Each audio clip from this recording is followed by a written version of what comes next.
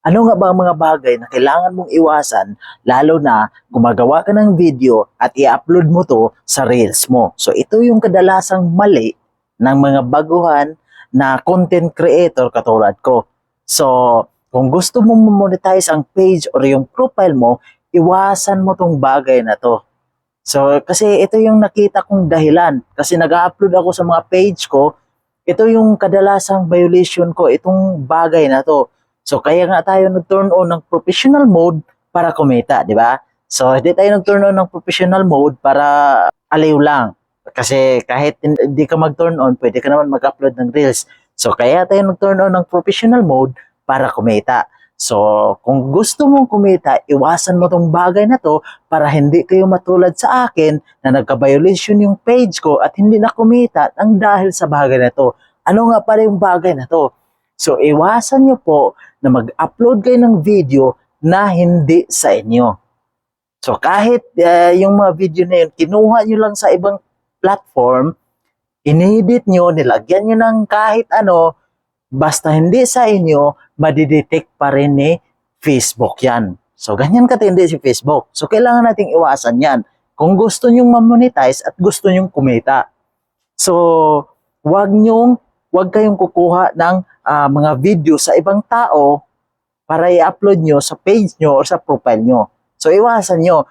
So, may nakita kayo, kunyari, may nakita kayo na nakalusot naman siya ganyan, meron din siya kumuha. Siguro hindi pa napansin ni Facebook yan. Pag napansin ni Facebook yan, magka-violation yan. So, yun yung pinaka malaking bagay na kailangan mong iwasan. Kung gumagawa ka ng Facebook Reels or gumagawa ka ng video para i-upload mo sa profile mo at sa page mo.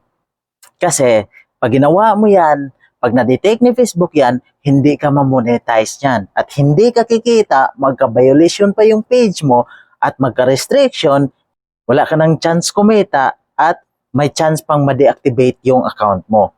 So, ganyan lang guys yung dapat yung iwasan, lalo na sa mga baguhan katulad ko. Kasi na-experience ko yan sa mga page ko. So, kahit anong edit mo pa yan, kasi ma-detect pa rin ni Facebook yan na hindi sa inyo yan. So, ang maganda nyong gawin, dapat gumawa kayo ng video ng sarili nyo. Sariling video nyo lang. Kahit ano, kung gusto nyo katatawanan, yung sarili nyo lang. Kahit konti lang yung views, okay lang yan. Ang importante, sariling video nyo.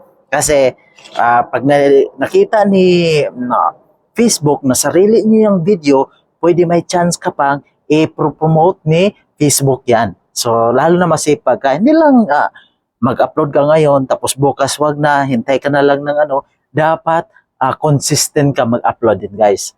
So ito yung bagay na gawin mo, consistent ka mag-upload para makita ni Facebook na medyo seryoso ka sa ginagawa mo, so ipopromote niya yung Facebook mo. So hindi ganun kabilis yung pagkita dito sa Facebook Reels, hindi ganun kabilis kumita. So maghintay ka talaga, gagawin mo ang mga bagay na hindi bawal kung gusto mong ma-monetize at gusto mong kumita sa Facebook Reels at iwasan mo yung bagay na ayaw ni Facebook. So, ganyan lang guys iwasan nyo yung bagay na yon. So, follow and share.